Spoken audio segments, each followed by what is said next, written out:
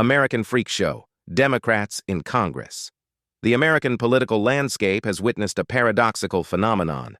Prominent Democratic Socialists who advocate for wealth redistribution and socialist policies yet themselves enjoy substantial personal wealth. This essay delves into the testimonies from recent confirmation hearings, highlighting the contradictions of these political figures, and examines the backgrounds of key individuals who, while promoting socialist ideals, have amassed significant fortunes. Testimonies from recent confirmation hearings. During the Senate confirmation hearings for Secretary of Defense nominee Pete Hegseth, a notable exchange occurred that underscored the tension between wealth and political ideology. Senator Bernie Sanders, a self-proclaimed Democratic Socialist, questioned Hegseth's qualifications and past conduct. In response, Hegseth highlighted the irony of being lectured on ethics by individuals who, while advocating for socialism, have accumulated considerable personal wealth. He stated, "It's intriguing to be questioned on integrity by those who preach socialism yet live in mansions."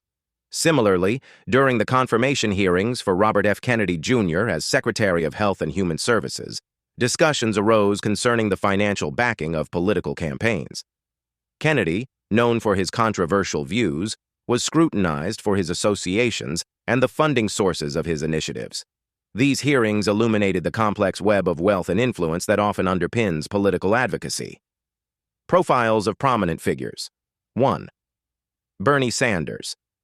Senator Sanders has long championed socialist policies, advocating for wealth redistribution and universal health care. Despite this, Sanders owns multiple properties, including a residence in Burlington, Vermont, a townhouse in Washington, D.C., and a vacation home in North Hero, Vermont. His personal wealth has been a point of contention, with critics arguing that it contrasts with his political messaging. 2. Elizabeth Warren.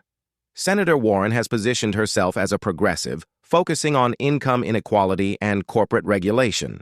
Public records indicate she owns a multi-million-dollar home in Cambridge, Massachusetts, and has reported significant earnings from book royalties and academic positions. This financial standing has led to discussions about the alignment between her wealth and her advocacy for the middle class. 3. Michael Moore. A vocal critic of capitalism, filmmaker Michael Moore has produced documentaries highlighting economic disparities and corporate malfeasance. Despite his critiques of the capitalist system, Moore has benefited substantially from it, amassing considerable wealth through his films and owning multiple properties, including a sizable estate in Michigan. Ethnic diversity in anti-American sentiment. It's essential to recognize that anti-American sentiment and the paradox of profiting from the very system one criticizes are not confined to a single ethnic group. Individuals from various backgrounds have expressed disdain for American policies or culture while benefiting from the nation's economic opportunities. This includes activists, artists, and public figures across the racial and political spectrum who, despite their criticisms, have leveraged the freedoms and systems in place to advance their careers and amass wealth. Conclusion. The juxtaposition of advocating for socialist policies while enjoying personal affluence presents a complex narrative within American politics.